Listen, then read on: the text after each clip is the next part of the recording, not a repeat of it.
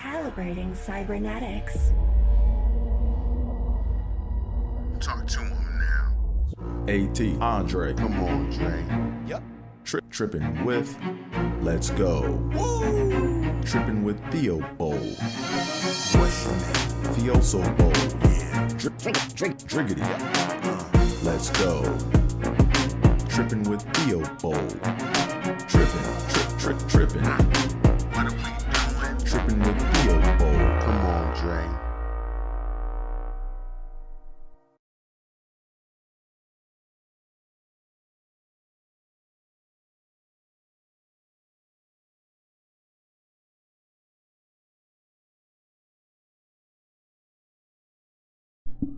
Mic check, 1, 2, we on? Cool. Hey, what's up, y'all, and welcome to the 61st episode of Trippin with Theobold. I'm your host, Andre Theobold, and welcome. Before I get going, I want to make sure my audio is set, because last week I did my sound check, and when I did my sound check last week, I had some staticky, fuzzy business going on, and it came out of nowhere. So I'm trying to make sure that that doesn't happen again. Let me just go ahead and double check this. Okay. Live joint.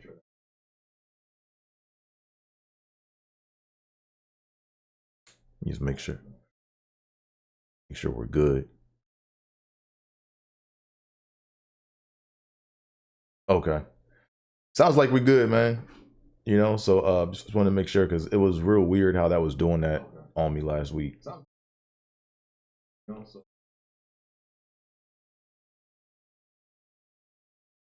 anyway, so welcome to the show. Don't want to get held up on technicalities.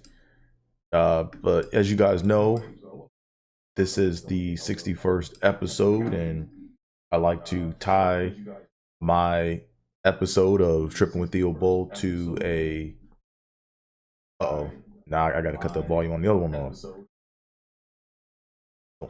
There we go.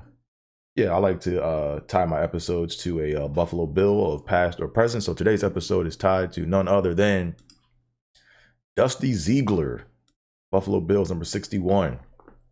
So he played center, and I believe he played guard for the Bills. And I did not know this, but he was the last Buffalo Bill of the Marv Levy era. So he was drafted in '96, and then played on the Bills through '99. He was on that Wade Phillips team that went to the he was on the Wade Phillips team that was on that Music City Miracle team. That's what I wanted to get out. So yeah, so Dusty Ziegler, today's episode is tied to number 61 of the Bills. Dusty Ziegler. Let me see what else we got going on here. Let me pull up my. I had to restart my machine earlier because I wanted to make sure that I don't get that static that I got last week. And I think I know what it was. The fan.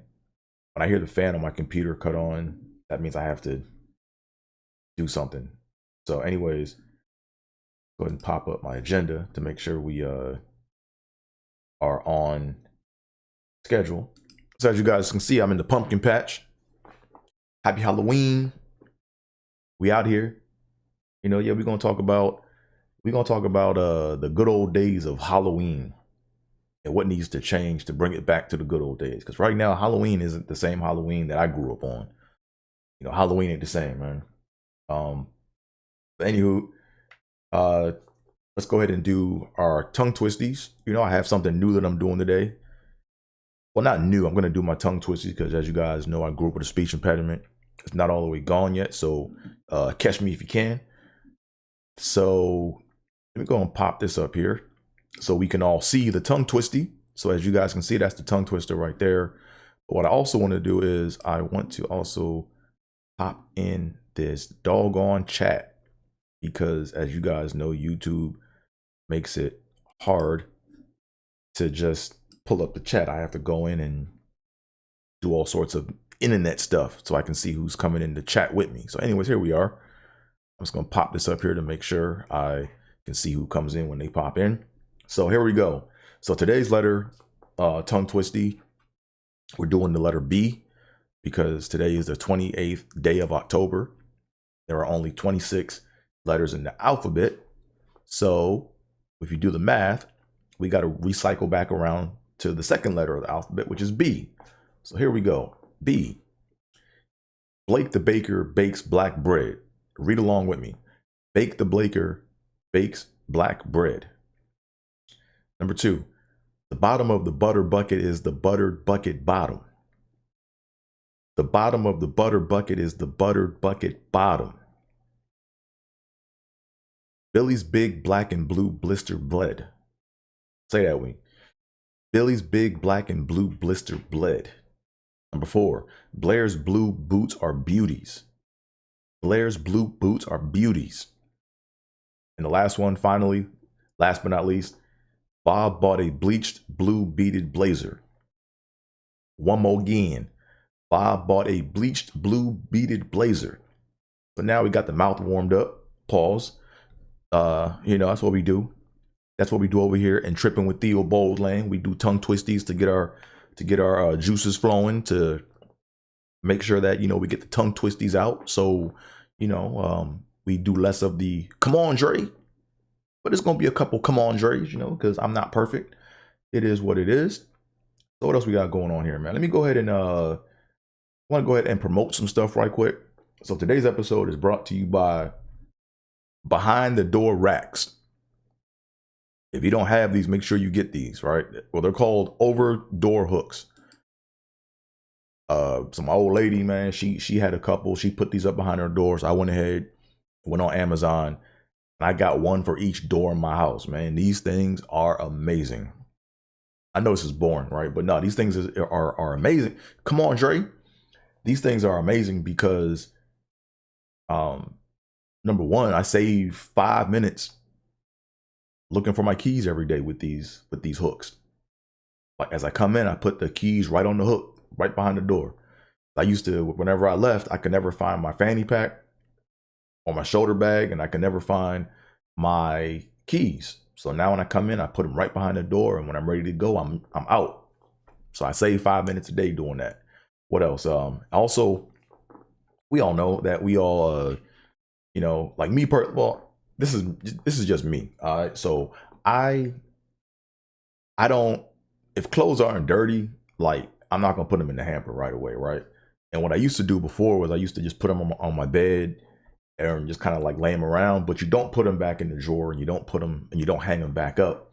So these hooks come in handy, right? So clothes that are like not quite dirty that you can wear again, you put up behind the rack and you grab them, and they're not wrinkled.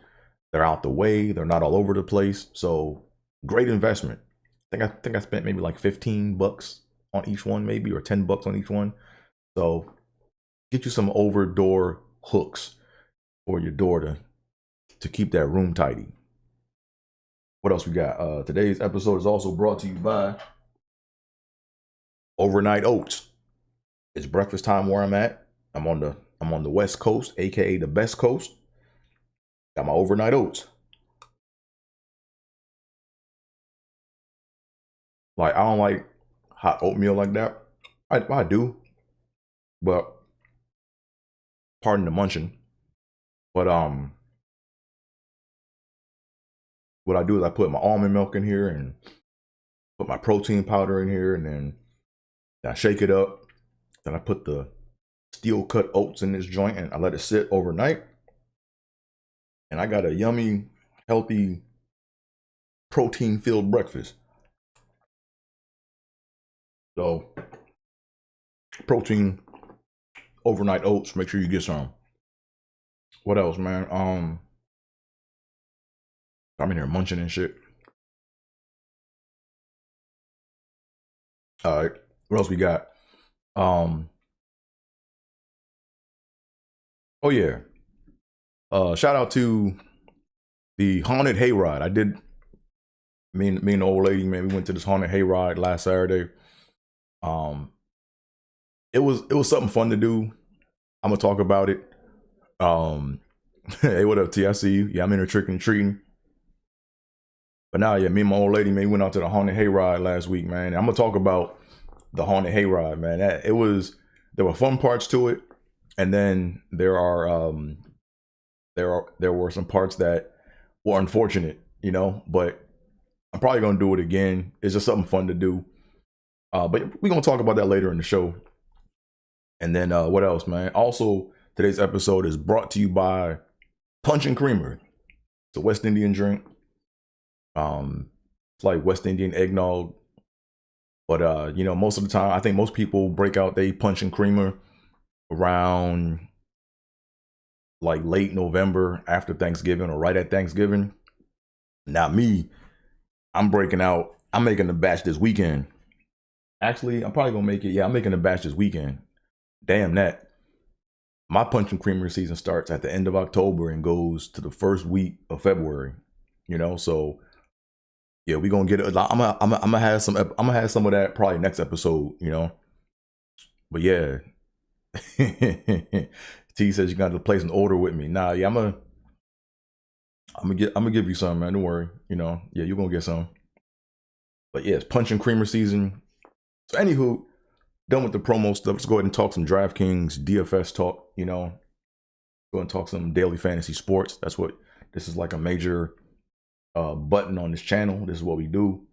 So last week in the Millie Maker, right? I did the Millie Maker last weekend, and you know, I'm also going to talk strategy too, because we got to talk strategy when it comes to daily fantasy sports. You know, a lot of it's obvious, but I got to probably, it's good for me to go back and watch my own videos so I don't make the same mistakes over again. But anyways, I did the Millie Maker, and if you guys don't know, basically you put up $20 and you compete with like 500,000 other people, and if you have the best lineup, you get $1 million, right? That's how the shit works. So so last week I went with the Cowboy stack, and that shit backfired on me, man. The fucking Cowboys, man. They went to Detroit to play the Lions in the 10 o'clock window, and I was like, yo, I'm in here, man. I'm playing Dak, I'm playing Zeke, I'm playing CeeDee Lamb, and I'm like, yo, you gotta have that stack. And these motherfuckers went in there and put up some boo-boo numbers, man. Let's go back and read some of their numbers, man, because these dudes, man, I don't want to show my lineup and give my name away, because when I hit this shit, I don't want y'all knowing that I hit. But anyways, let me see where we at. So last week, here we go. Anyways, the pot got split anyway. So actually, no, it didn't. My bad. Let me go back. I'm talking out. I'm not really. Where am I at here? Yeah, I put up that Dubski. Here it is, the Millie Maker.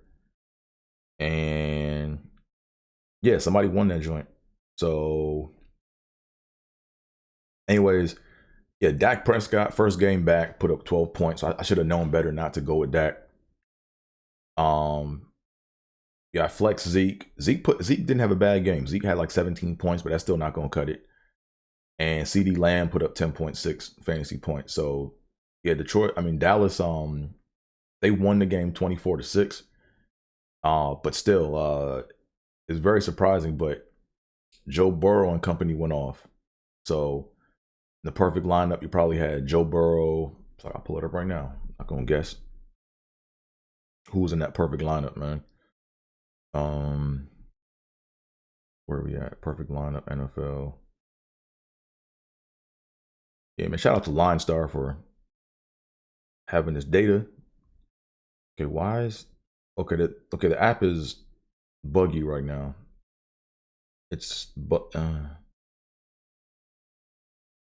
There we go. Okay, because it was giving me baseball stats when I wanted my football stats. But last week, in the perfect lineup, it was Joe Burrow, Josh Jacobs, Austin Eckler, Tyler Boyd, Mecole Hardman, Marquise Goodwin, George Kittle, Kenneth Walker III, and the Cowboys. So something very funny about this, and it happens like once a season or twice a season, but man, half the damn lineup came from the 4 o'clock window, the late games, right?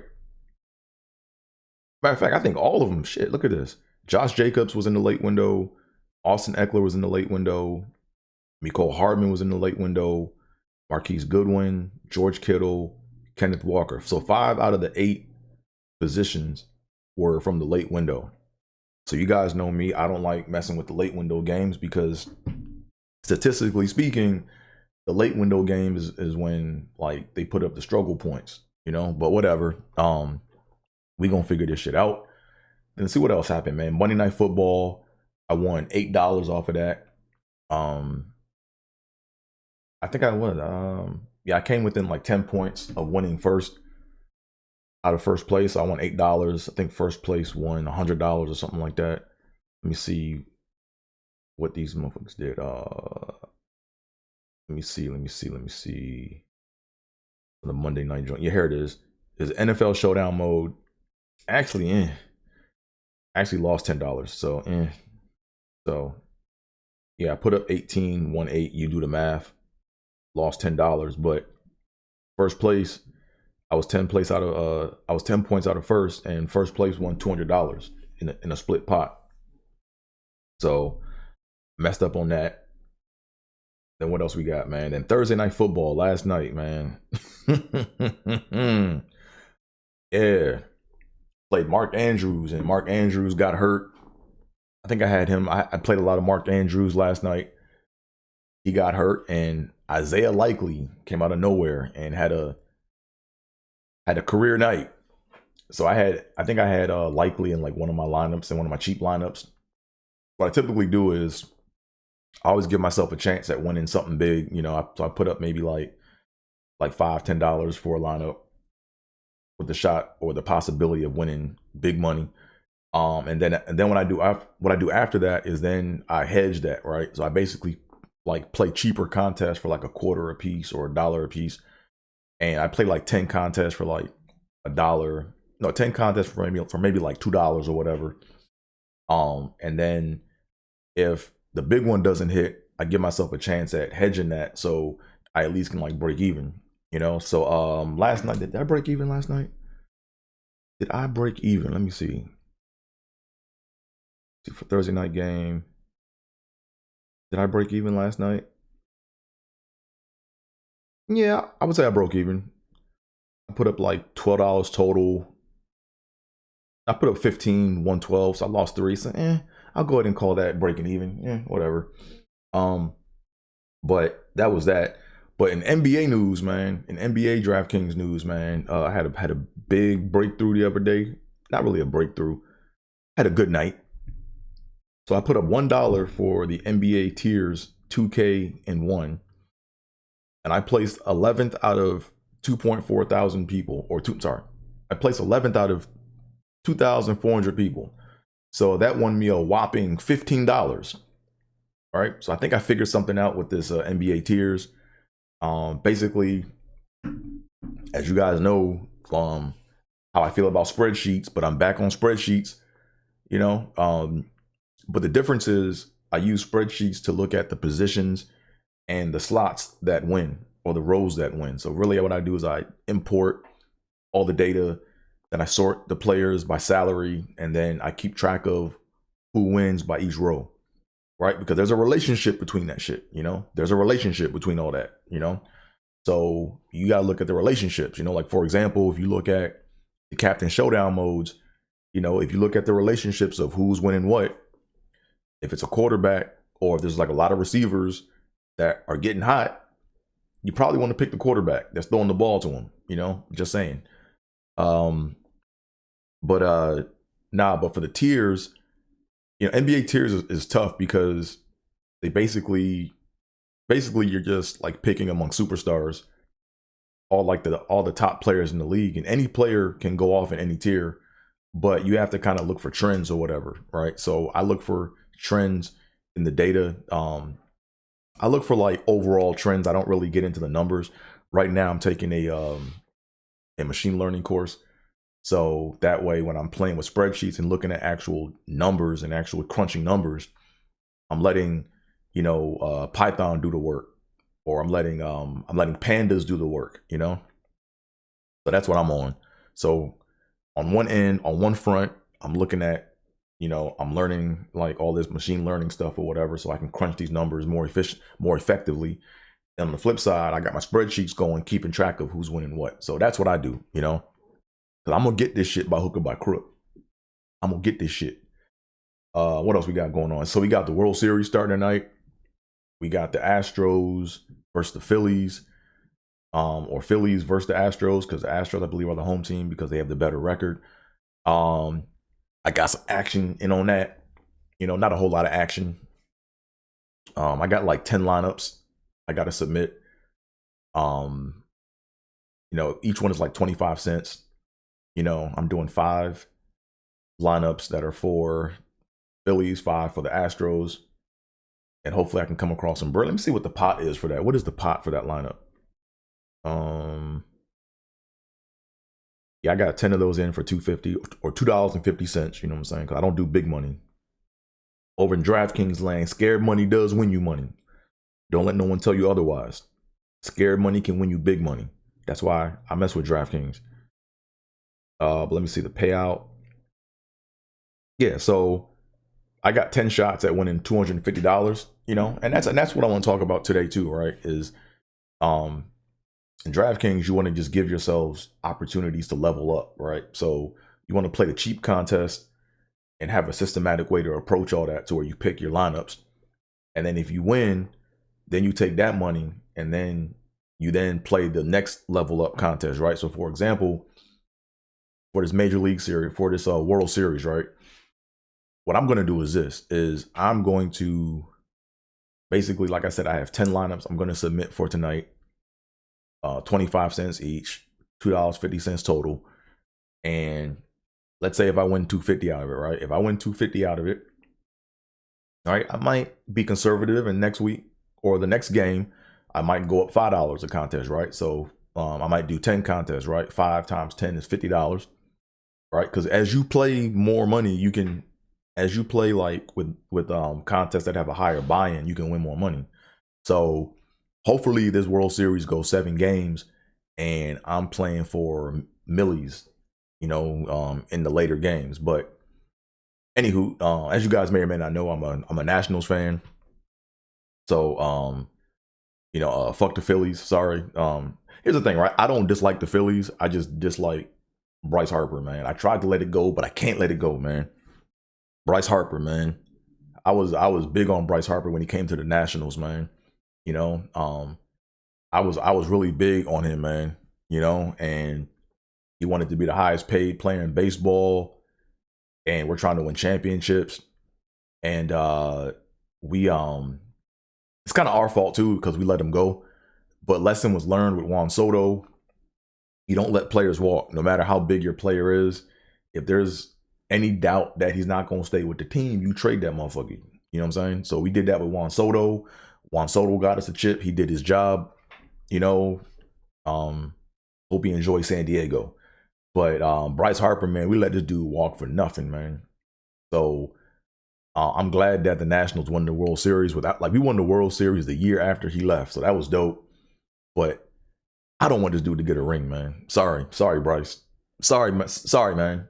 Yo, man, take your money, enjoy your life, man. But I'm going hard with the Astros, man. I typically don't root for American League teams. I really don't root for American League teams, man.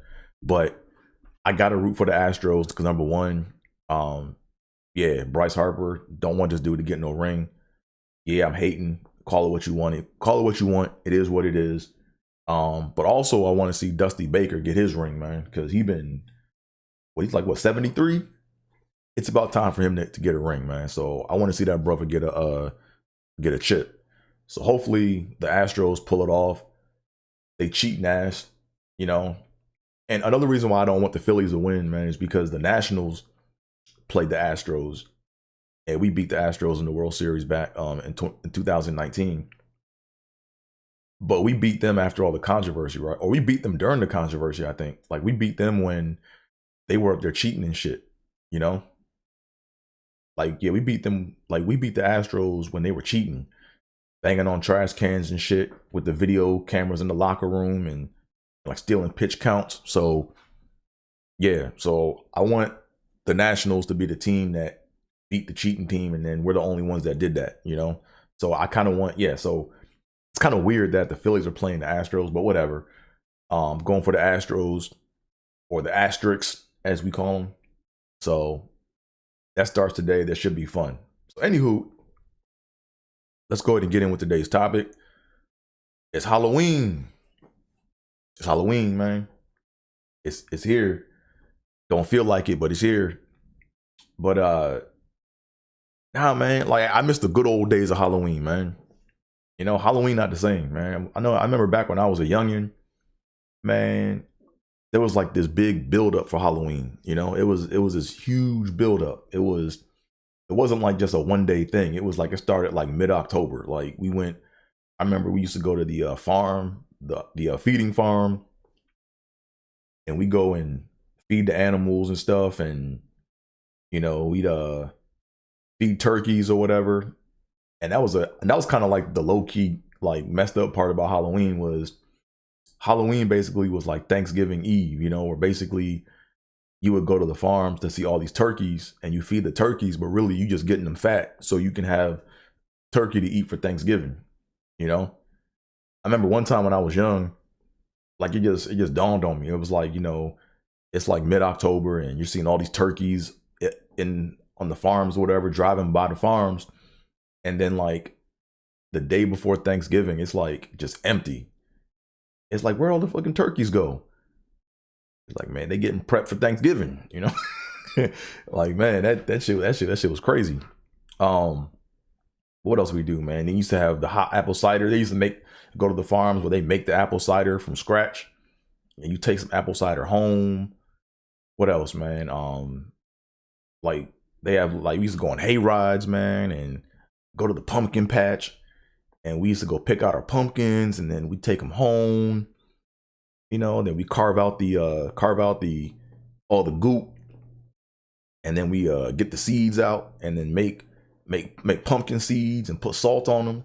Now we got to use sea salt because we healthy and shit now. But anyways, you know, we had the pumpkin seeds or whatever, put them in the oven, bake them, and you eat them joints, man. And then you take the rest of the pumpkin and then carve out and do a pumpkin carving. And you know, we used to do all that stuff, man, back in the day, man. And then, matter of fact, one thing I used to do too that was kind of like a tradition was we used to like watch Charlie Brown's Great Pumpkin. Matter of fact, I'm gonna go back and watch that this weekend probably, man. So yeah, we're gonna watch the Great Pumpkin, man. That's what we gonna do. Hey T, we watching Great Pumpkin this weekend. Charlie Brown. Yeah, I gotta find it in my DVD stack. Let me check my audio real quick to make sure I'm not buzzing, because I don't like how that shit did that last time. Let me just double check something right quick. Just give me a second.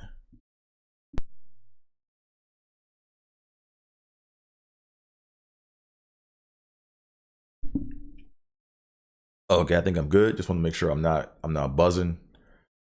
But yeah, those were the good old days, man, of Halloween, man. Fun times. Then other thing too, man, another good part about Halloween that we used to do, man, was we used to get we used to have those good scares back in the day. Good scares where people would like try to scare you, like for real, you know? And a lot of y'all don't know, man, but I'm a jumpy ass nigga. Like I jump. I'm a little scaredy cat, you know? So yeah, this past weekend, me and my old lady, we went to the haunted hayride. And let me talk about that right quick. So the haunted hayride, we went to this thing here in LA called the haunted hayride. And it was dope, man. Like I like how they had everything set up. We get in the park or whatever, and as we're coming into the park, they have like the workers and like costumes and stuff. And this one dude had on this scary ass pumpkin helmet. It was a scary pumpkin helmet with teeth that were coming out. And like the dude that scared me, man, shout out to him, man. He got me good, man. Cause he actually, you could tell like he studied scaring people. Cause what he did was he saw me and he saw me make eye contact with him. And he saw me kind of like try to walk the other way. So once he like waited until my guard was dropped, then he kind of walked away like he was doing something else. And as he got closer to me, as we're about to cross paths, this motherfucker went like this, yo. This nigga, and he got me good, man. Like I did the Gazelle from Friday jump back. Remember when Gazelle went into the liquor store with Craig and Smoke, and And then Craig went like this, and then Giselle jumped back twice. I did the same thing, man. That dude got me good. But the hayride, man, it was a long wait. And on top of that, it like rained before. So it kind of was like a rainy day and it stopped. But what they did is they stopped the rides or whatever. So the lines were all backed up. And we're in line or whatever. And the line moved pretty quick. But you had to think, man, they only had like a set number of staff people that were trying to scare people. And these guys were like in monster costumes and stuff, and they were trying to scare people. So they trying to scare people like nonstop from like 9 o'clock or 8 o'clock to midnight. So a lot of the monsters looked tired and shit. They were coming off, boom, boom, motherfucker. And I'm like, all right, man. Like they were like half scared. Like they were kind of I'm not saying they were half-assing it because they were lazy, but they were half-assing it because, you know, they were just so backed up, and it was almost comical, you know. It was like, you know, oh, they're gonna really scare us and shit, you know, and it was I'm probably gonna do it again because it's just something fun to do. But the way they advertised it, man, it was like, yo, this is the scariest ride ever, man. And oh, you gonna be scared. We gonna scare the hell out of you. And like the costumes were scary, but the way it came across, how they were trying to scare people was, it was kind of like everything was like really like telegraphed. But I think it was telegraphed because they were tired, you know, because they were working nonstop due to the backup of the rain and stuff or whatever. So, but anywho, that was that. But one thing on Halloween that we used to do, man, we used to have good scares, man. Like I remember when we used to go trick or treating, man. I remember when we used to go trick or treating back in the day. We used to go trick or treating. It would be dark outside. It'd be night. Now it's like you got to trick or treat before the sun go down. But back when I trick or treat, or is it trick or treated or trick or track? Back when I went trick or treating, man, it was like you would start when the sun was going down, and then we just went we used to hit up all the neighborhoods, and we used to get scared, man. So there was a couple good scares we had in our neighborhood, man. There was we had basically there was this it was like a gorilla, like stuffed animal, right? That was in this lawn chair. And when I went up there, I was like, nah, there's someone in that suit, yo. I'm like, nah, that ain't no stuffed animal, man. It's a motherfucker in that suit, you know? And all my friends were like, nah, man, it's a stuffed animal. It didn't move for an hour. I'm like, nah, there's someone in that shit, you know? And I saw him move, but no one else saw him move. And I'm like, nah, I told y'all. They're like, man, Dre, you tripping. Man, we went up to go to get our candy, and when we came back, man, this motherfucker jumped out the lawn chair, man, and we threw our candy up in the air and ran, man. That shit, that shit was funny as hell, man. I remember one time in our neighborhood, we had this one dude. Basically, it was like they used to have a rule where we could only go to houses that had lights on. So this one dude had a light that was like, it was like a light, but it was flickering. So we weren't sure if it was a legit light or like a legit house, you know? So we were like, nah, man, it's lights on. And there's a bowl on the stairs, so we can go get some candy. So we saw the bowl out there. So we went up there to go get the candy. Man, they had this motherfucker dressed like Dracula just come out from behind the cars. Oh, I was like, oh shit. Fucking, we took the candy. Like me, I'm a scary ass dude. So every time I got my candy, I would throw that shit in the air like confetti. Probably got like one piece of candy from like houses that scared me and shit. But nah, man. And there was another joint. What other one is? My mom, man, she got me one year, man. She always tried to scare me and shit. Let me get some more of these overnight oats right quick for my breakfast. Breakfast of champions.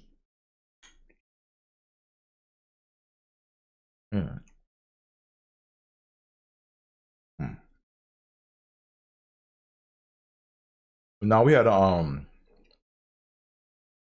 what was it,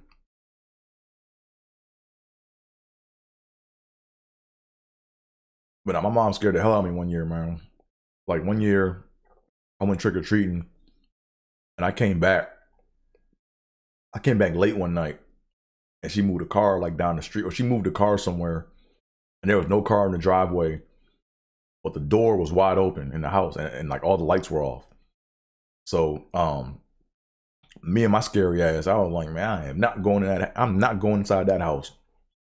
So I'm outside in the driveway going, mama, mama, mama. I'm out in the driveway, mama. I get to the door, I open up the screen door and shit, you know, and I'm, mama, all right, Halloween's over, joke's over. So I'm outside for like 30 minutes and my mom was tired of waiting to try to scare me. She just came from behind the door and was like, nigga, you ain't no fun. And then took that, took off the dreads and the little skeleton mask. But yes, you know, like I don't like being scared. I don't do that scary shit. But I was scared when I came to the house because that shit was like, it was like something I wasn't expecting, you know? And then what else, man? What else did we do with the scare joint? Oh, this one time, man, this one old lady, man, it was me and my bro E. Man, scared it was weird. Like we didn't get scared, but the setup could have been real. But the setup was scary. So we went trick or treating, and we went to this house, and it was well lit. It was this big house, and it had like these like fences and gates you had to like kind of go around, and every like gate had like a note on it, right? It said enter gate, then it said make a left, then it was make a right, and me and E are reading the shit, and I'm like, yo, E, man, this is too much reading, man. Like, yo, this shit sound like a setup, man. We shouldn't be fucking with this. He's like, nah, man, come on, man, stop being scared. So we read the signs and we're following this little maze or following the signs to get to this house. And then we get there, and then it's a bowl of it's this big bowl of candy, and it's an old lady that's like at the door just waving or whatever. And what it was like she wanted people to come to our house to come get candy, but her house was like real tricky to get to. So she left instructions, but that shit looked real spooky, you know? Like that shit looked like, yo, we about to get scared, man. So that was actually pretty good. Then man, I miss the days, man. My mom used to check my candy, man. Like I haven't heard of anyone like really trick-or-treating and getting their candy checked. You know, like my mom used to always check my candy. And the thing that used to piss me off, man, she used to always check my candy, but take a piece, you know. So I only got half my shit, you know. So she up there checking my candy. Okay, your Butterfingers look good. Okay, okay, Reese's Pieces, did they look good? One for you. I'm like, Mom, hold on a second. I'm doing all the work. I'm out here trick or treating. How you eating my candy up? You know, so she would go through and inspect my candy and, you know, eat while she's like, you know, checking my candy. Half my candy gone at the end of the night. Maybe not half, maybe like a third. But what else, man? Oh, I remember back in the day, like this is old school shit. So y'all little youngins probably don't know about this, but bobbed apples was a big thing back in my day. You know, bobbed apples. They used to put apples like on a stick. They used to put an apple on a stick, and then like, you know, they would then, come on, Dre. They would dip this apple in caramel, and then they would basically like then dip the apple with the caramel on it and some nuts or whatever, and then they would wrap it, and it's called a bobbed apple, you know. And what people were doing back in the day, back in my day, is sick motherfuckers was putting razors in this shit, like razor blades in the joint, you know. So whenever I got a bob, well, me personally, I'm not a big apple person, so I didn't have to worry about that. But if I got a bobbed apple, my mom was always like, nah, you put this over here, we gonna cut this shit up to make sure ain't no bullshit in there, you know. But yeah, they used to put razors in those apples, you know. And yeah, so that's some wicked ass shit, you know. Whoever thought about that, man, you know, that's no good. But I remember, man, I used to get some shitty trick or treat candy, man. Not even candy. I used to get shitty trick or treat gifts. I remember every year I used to go to this house when I went trick or treating, and this lady used to always like give out like cans of soup, man. And there were a few people that gave out cans of soup.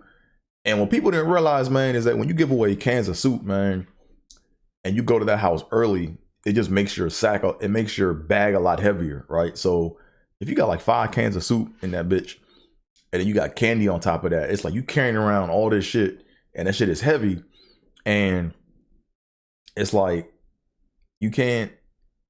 It just makes carrying that whole knapsack or the candy bag harder, you know. So I remember one Halloween I got like 5 cans of soup, man. I was like, man, I remember I got them joints when I got past her. I took them through them shits in the grass. I'm like, man, I'm not messing with this damn soup.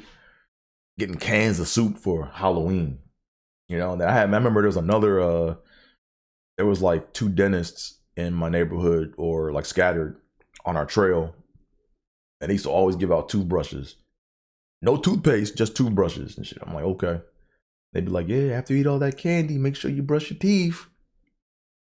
I'm like, all right, bitch. Okay, whatever. But now we used to get cans of soup, and I remember I used to get cans of soup and toothbrushes in my bag, man. And to me, like, I'm all about getting all the candy I can get. Like, I want to get all the good candy, and I want to just have my shit be optimal. You know, like, I don't want to have shit that's taking up space in my bag, but whatever. Those were some of the joys of Halloween, man, you know. What else, man? But now we used to, like I said, me and E, man, we used to trick or treat late, man. I remember we used to trick or treat from like 7 p.m. and we wouldn't get back to the house till like 11 o'clock at night, you know. Trick or treating, like going to people's doors, and we going around knocking and shit, you know. And we used to go to like different neighborhoods and stuff. But now I guess with the wickedness of the world and what people can do or whatever, I guess it's you know, I guess you got to be safe, you know. So that's how it is. But excuse me. Before I go any further, make sure you guys hit that like button, hit that subscribe button, tell a friend to tell a friend, do all that fun internet stuff like the old people say. But what else, man? But now we need like an annual Halloween costume contest that everyone knows about, man. You know, because a lot of people, a lot of venues, man, they want to like, a lot of venues treat Halloween costume contests like Christmas decorations, you know? Like they say, oh, okay, it's Halloween time. We gotta put on a costume, whoop-de-doo, right? And then there are no rules to this shit. They don't have any, like, you know, they don't really tell you what the prizes are. And it's like, I used to, like, here's the thing, right? Is I still, like, off and on, I'll put on a costume, like I'll dress up and go all in. But like this year I'm not doing it. Like I said, I'm just not really in the spirit, I guess, you know. But I typically, like, you know, go all in on my costumes. I should have put some pictures up here, but if not, man, go on my Instagram and look at the photos of the past, and you'll see what I do, or what I did for Halloween back in the day. But man, what was I gonna say? Nah, but they need to like have like a annual Halloween costume contest that everyone knows about. Because in the past, man, I done put in work. So like part of the reason why I'm not dressed up for Halloween this year is because in the past, like I spend bread on my costume. You know, like I'll put money into my shit, and I'll put effort into it, and then it's like you just go to like one spot, and then it's like, hey man, dope costume. Hey man, pass the beer. Like, all right, nigga, like, you know what I'm saying? And then you do all this work, you put all this money into your costume and shit, and then there's no tangible gain from that, you know? So I'm at the age now where I'm like, I need to see a payoff, you know? There needs to be some sort of like trade-off, you know? Doing it for shits and giggles is not for me no more. Like I need to re-up. So there were a few contests I did, man. I remember when I was in Iowa, I was a cream of wheat man for one Halloween, and I won first place in this one contest. You know, so that was a good year. So I actually took that money, and then of course you reinvest that back into the costume for next year, you know? And then one year, I remember one year when I moved to LA, I did the cream of wheat costume again. This was like years later. And the dude that won, like, I don't know, the dude that won, it was kind of like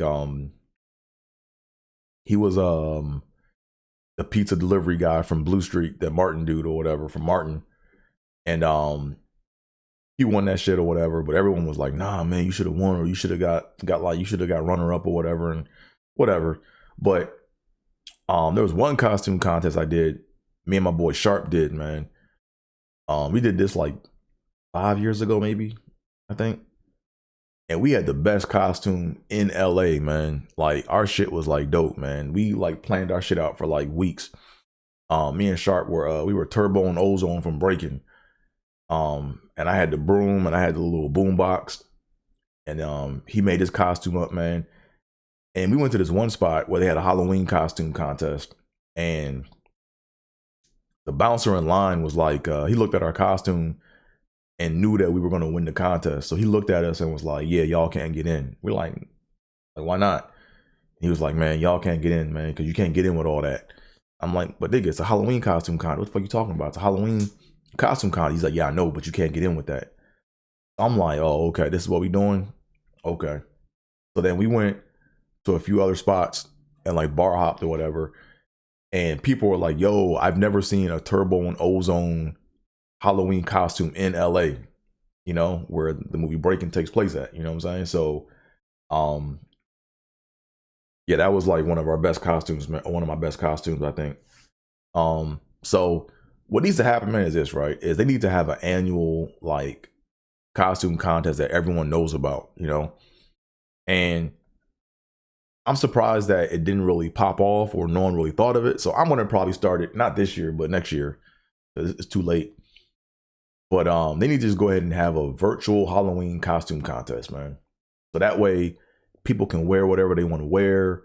You don't got to worry about getting to a venue, and you don't have to worry about people making rules about, you know, what you can and can't wear and all this, that, and the third.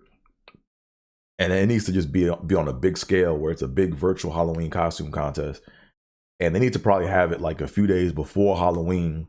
So that way, just imagine, right? Just imagine this big virtual contest where people get in it. And then all of a sudden it's like, you know, people are like in different states or different parts of the country. And like they kind of advertise who they are or whatever and stuff. And then on the day of Halloween, when there's an actual Halloween party, or at the Halloween parties, people kind of can expect, oh, that's the motherfucker that wore that. Oh, that's the dude from the such and such contest that wore this. Oh, shoot. So it's kind of like you building up your celeb or whatever. And it just makes it so it's like you're not wearing the costume one time. Like that sucks, man. When you got to wear a costume one time. Like one Halloween, I was a few Halloweens ago, I was Prince Adam from He-Man. Dope costume, man. I still got it. But I only got to wear that shit once, and I wore it for work, and that was it. Like I couldn't find nowhere to really go. Nothing was like really well advertised. So all that work went into just dress up at work day, and that was it. So what I'm gonna start, or what I'm gonna aim to plan for next year, is this virtual contest, man. It's gonna be a virtual Halloween costume contest. And it'll be dope, man. You know what? It'll be dope if I could do it on this podcast, man. So if this podcast blows up, you know, God willing, or not if, but when it blows up, one thing I'm going to do is I'm going to do a Halloween costume contest, man. You know, because hopefully, you know, if DraftKings is working for me, I'll have some money to pass out to the winners. You know, but it's one of those things where like I want it to be more of like, you know, like you have to like get screened, not even get screened. It's like you come as you are in the Zoom joint and you come on, and there's different parts to the costume. First of all, you come out, you show who your costume is, and then you basically show the details of your costume, and then you also talk about how you made it and all the effort that went into it, you know. So people just don't see you in the costume. They kind of get to see the work and the effort that went in behind it, you know. So that's something that I want to do in the future, you know, is have like a virtual Halloween costume contest, man, you know, that happens before Halloween. So when people go out, they're already kind of hyped up as to who they are, as like, oh, that's that person from Trippin with Theobold that wore that costume. Or, oh, yo, that's person from Trippin with Theobold, right? And it doesn't matter what state you're in. Like if you in Iowa, and if you follow Trippin with Theobold and the people in Iowa follow it, when you go out to you know, the piano lounge or wherever you go to in Iowa and you rock that costume, people are gonna be like, yo, that's the motherfucker that wore that costume from Trippin with Theobold joint. Oh, yeah, what's up, man? you know, just to give it more hype, give it more pop, to give people more of an incentive to dress up, you know, right? But like buying all this shit to dress up just for one night, man, that shit is for the birds, yo. Anywho, let me go ahead and get on with the Dre and his damn Bills segment of the show, where I talk about all the trials and tribulations that I went through as a Bills fan. So today's episode is gonna be so today's edition is gonna be kind of short, you know. So today's edition is today's Dre and his damn Bills. I actually got to put. Oh, I didn't even put it up. I gotta get the picture ready. So basically, as you guys know, me and my family during Bills games, we would go and like travel to different bars to watch Bills games, right? And trying to find. Give me 1 second, guys. Here we go. Here we go. And here we go. Boom. Okay. I know you guys like, what the hell is this? Let me go and put this up here. But nah, so this used to be the California Inn on Whiskey Bottom Road, right? My old stomping ground. I can basically walk to this spot from my house. But there was a Bills Backers Club here of Laurel, Maryland. There was a Bills Backers Club here at the California Inn. And we found out about it and we pulled up and we went there to watch the games. And this was during the Flutie era. So this was like right before I went to college, you know, or like the year before, maybe like about a year or two before I went to college. So I'm in high school and shit, you know. And they used to have this big canvas, and they'd have a projector that they put the game on. And I remember watching the game where Flutie came out. This was Doug Flutie's coming out party with the Bills when he played the Jaguars in Buffalo, right? So what Flutie did was Flutie had this one move where he went to run for a first down, and then like he did like a pump fake. It was weird. It was like he ran and did like a pump fake and got the guy to jump and then ran around him. Man, it was like a crazy play back then. Now, if you look at the play now, it wouldn't be like that big of a deal, but it was a big deal back then. But that's where I watched that game at. And also here is where I watched oh wow, I just realized it, but this is where I watched Barry Sanders' last game as a Detroit Lion, because the Bills played the Lions that year, I think. And in '99, I know I'm dating myself, but that's when I graduated from high school. And one of my graduation gifts, it was a family gift. But we went to Barbados for graduation, and this was like in August, and that's where I found out that Barry Sanders retired, right? Because I'm actually at this I can't forget where I was. I was either in Oystons in Barbados or I was in Shakey's Pizza Restaurant. It's one of those two places, and it's like a ticker at the top, and it just said Barry Sanders to retire from the NFL. And I remember thinking to myself, yo, why is he retiring so early? You know, because Barry came in the league, I think, in what, 92 maybe? So that was a good career, you know, 92 to 99. But I remember just being heartbroken, man, because Barry Sanders was like one of my favorite running backs of all time. And he used to tear the Buffalo Bills up, man. But Barry was that kind of player. Barry was the type of player where if he went off on your team, it was like, hey, man, that's Barry Sanders, yo. I mean, Barry's going to do what Barry do.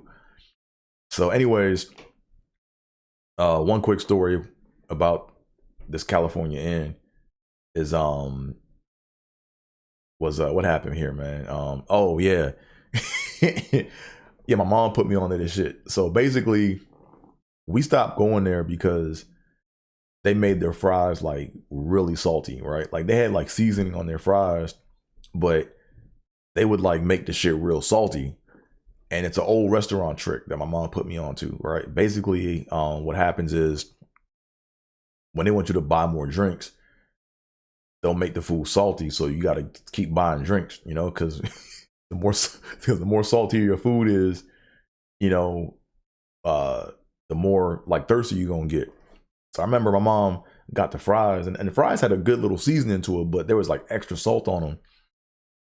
And my mom was like, she asked the waitress, she was like, hey, you take these fries back and can you like make them with less seasoning or whatever? And the waitress was like, nah, that's how the fries come. Sorry, you know. And my mom was like, oh, okay. Then the waitress left. She was like, yeah, so this is old. My mom was like, yeah, that's an old school trick. What they do is they make the food salty, so you got to buy more drinks. So she was like, yeah, we ain't coming here no more. You know, so that was like, I think one of our last times going there. But it's crazy, man, that building is still standing. It's like every time I drive past it, man, it just looks worse and worse and worse. You know, but you know, someone's gonna buy that lot and they probably gonna flatten that joint out, and there's going to be no more California Inn. So it is what it is. What else we got going on here, man? Before we go any further, make sure you guys hit that like button, hit that subscribe button, tell a friend to tell a friend, do all that fun internet stuff.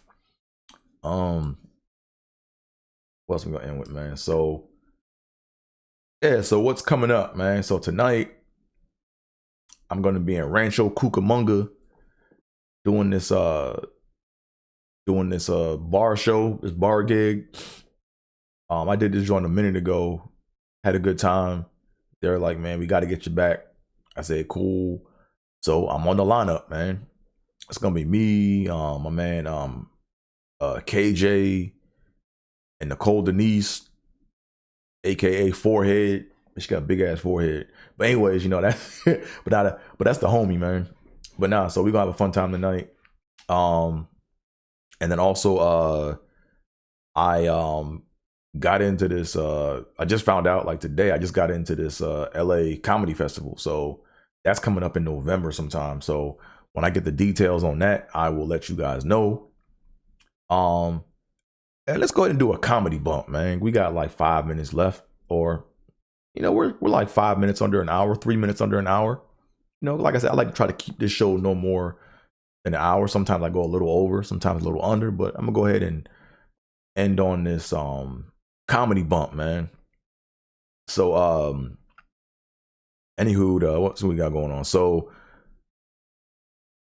yeah, so this is something. This isn't really a bump. It's something that just happens in the industry that people need to be aware of, especially fans of comedy. So, you know, stuff to look out for. But yeah, I did a show. This was like way back when I was in Iowa, man. So when I was in Iowa, there was I had the opportunity of doing a show with a nationally touring headliner. This guy, he's from Atlanta, real funny comedian, man. Every time I see him, man, he always showed me love. I did like 3 shows with him in Iowa, and we keep in contact every now and again. You know, he's been on like Comic View and stuff. Real funny dude. But I remember we did, like, when I first started doing comedy, I got booked on the show as a feature. And then there was another comedian. No, they booked 2 features and this headliner, right? So there was a guy that was in Iowa at the time. It was me and this one guy from Iowa, and we both got booked on this show to go and do this show with this nationally touring headliner. So we do the show. The show was a success. We had fun. It was a good turnout. And the headliner then leaves to continue his journey on the road elsewhere. And then the following week, me and this feature have another show. Was it a show or was yeah, it was a show because we got like a lot of time. Or it may have been a mic. It was a mic where we either had like a lot of time. Either way, it felt like a show because there was like a lot of audience people there, right? This motherfucker did this dude's whole set.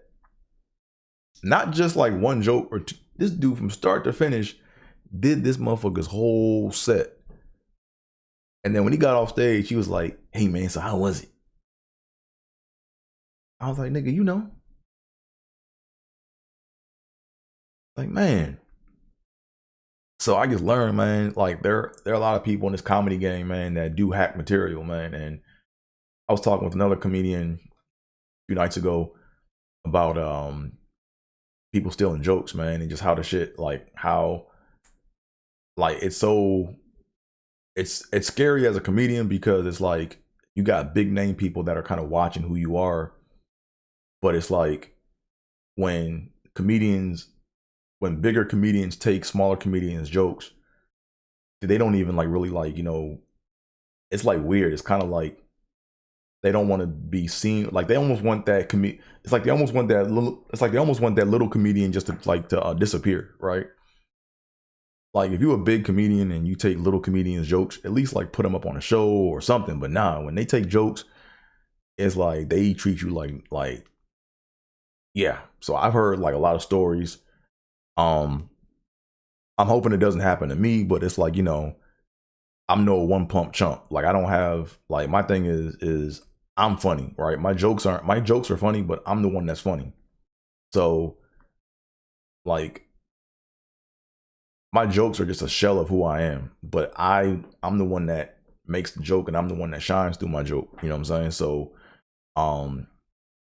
yeah, I've heard a lot of fuck stories about comedians stealing jokes, man. And then the thing that sucks is if the comedian's big enough, right, where the promoter, like I know promoters that like take pride in having good comedy shows and they're like, yeah, we don't tolerate people that hack material and it's that and the third. But if it's a megastar or if it's a big name comedian, they can sit up there and take a motherfucker's whole set and go do it. And the booker not gonna do shit. The promoter not gonna do shit. You know what I'm saying? It's just a game, big fish eat little fish. That's how the shit work. But I don't know. It's one of those things where it's like, if I ever had a joke stolen from me, first of all, it depends on the joke. Like if it's a joke where it's a topical joke where someone could have come up with it, I'm not gonna give a shit, probably, but if it's a joke, man, where it's a personal part of my life and it's like who I am, like I don't give a fuck who it is, yo. Like I'll probably expose that nigga. I'll probably just expose him, yo. Like it isn't even gonna be on some but at first it's like I know people, like I know comedians that are like, yo, you take my joke, I'm punching you in the face. Like I know comedians like that, that want to fight over a joke. And I know other comedians that, because it's real easy to get emotional and shit because you gotta look at the process, man. We think of the joke, we work it out, and then we're the ones that go on stage and we take the fall, right? Like there's a risk, right? The joke might not work or it might work, And it's like when you go through all that effort of the joke possibly not working, but it works, and you found something to kind of throw in your arsenal to grow as a comedian, and someone just comes in and they just come to take your shit like it's nothing, and they start doing it, like it leaves a bad taste in your mouth, So it's like it's natural to want to go off and when you see a person doing your bit at your show or doing a bit at a show to go snitch on the promoter or go snitch to the promoter or to heckle that comedian or to go on stage. It's real easy to get in that mindset of like, look, I'm gonna go on stage and go snatch the mic, or I'm gonna heckle this dude and be like, yo, man, stop doing my shit. But nah, I'm not doing all that, yo. It's like, I'm more like right now we got social media right now, and this is where I think social media can really come into play, right? So if I ever see someone like doing something like that to me, what I would probably do is I would record they set, then I would go record. I would record they set because all my shit is already like stored away. It's already archived, for that one bit, right? So I would reach out to that person after the show and be like, hey, just so you know, first we have to make sure that that's your bit, right? Because there's a difference between, someone remixing material and someone having a similar joke on a similar topic versus someone hacking your shit. Like if someone is hacking my shit, like word for word, like I'm gonna let them, like I'm gonna like reach out to them and be like, hey, look, you're hacking my material. Here's where I did this joke. Here's the timestamp. Here's where you did your joke, right? And at this time marker, at this time marker, at this time marker, you said the exact same thing the way I said it. Same beat for beat, same word, same made up word and all. Stop doing my shit, right? And then it's like if they say nah, and if they don't, then after that, it's like, okay, that's when you go to social media and you put them on blast, you know? So shout out. So that's one good thing about social media is if you archive your shit and if you document your shit and you have like your material or whatever, you can always go back and just put it out there for the public to see and let them judge, you know? But then there's some people that don't even care because a lot of people don't even respect comedy. Like most fans don't respect comedy, you know? They just view it as, oh, I get to come here to laugh, but they don't look at all the work that goes into writing a joke and actually getting on stage and working that joke out, you know? Like they just go there for the alcohol and the booze and to go kick it and shit and to laugh and kiki and shit, you know what I'm saying? But there's way more to this shit, you know? So it is what it is. But yeah, anyways, man, before I go any further, before I wrap up, make sure you guys hit that like button, hit that subscribe button, tell a friend to tell a friend, do all that fun internet/YouTube stuff. Yeah, man, shout out to T for joining the show. Shout out to my man Richard, my former Temple alum.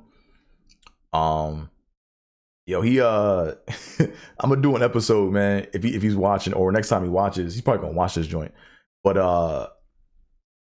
now we both had this African American Studies class, and we had a teacher named Dr. Charles Peters. I know he remembers Dr. Charles Peters, man. And we used to have these. I still got my books, by the way. I still got all my African American Studies books. I don't even like calling it African American Studies because, you know, it's really Black American Studies. But whatever, we're not going to get into semantics, right? But the one thing that our teacher used to call, he used to have these books and like little articles he would like print off and make us like read for homework and stuff. And he called them pieces. He's like, yeah, good evening, class. Today we're going to read the Manning Marable piece, starting on page 68. And me and Rashard started laughing, like, why is he calling pieces? Like, well, it's not music. Like, but now I gotta do an episode on that one day, man. Or do a callback to that. But now Rashard, man, thanks for joining, man. Thanks for all the support. When this thing blows up, man, you're gonna have a piece of this, man. You know, you're gonna have like a little carved off little niche. You know what I'm saying? All the beginning watchers, man. T, Rashard, people that tune in, there's gonna be like a little piece of the show. When this thing blow up, it's gonna be something that, you know, it's gonna be something where everyone has their own small little piece or whatever, you know.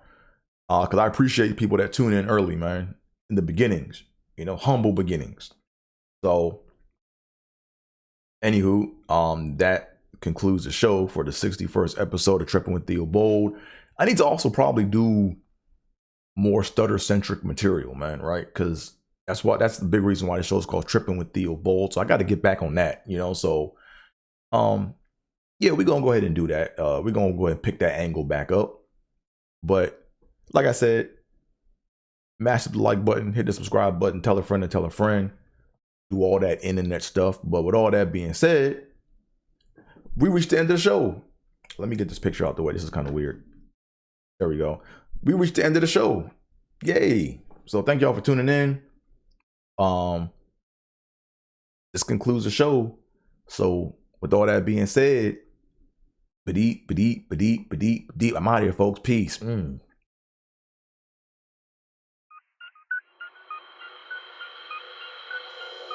Yep. Trippin with Theobold. Let's go. Caliente. Trippin.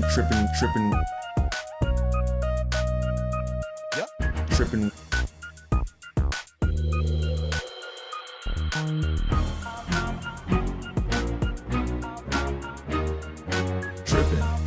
Trippin.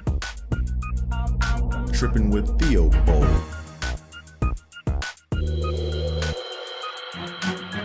Trippin with Theobold.